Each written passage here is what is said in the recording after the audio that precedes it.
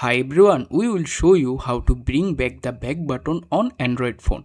So if you look at the bottom, you can see that I don't have the back button, the close button or the menu button on my phone, and I want to get this back.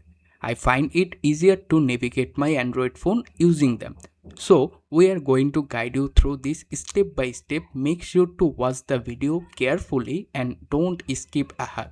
Otherwise you might miss an important part. First, we need to swipe up to go to settings. After that, scroll down a bit and find the display option, tap to open it. Once you are in display menu, scroll down further and find the navigation bar. Tap on them to open the menu. If you are having trouble finding it, you can always tap on the search icon in the main settings menu top right corner, search for navigation. As you can see, I currently have swipe gesture selected. To bring back the back button, select buttons.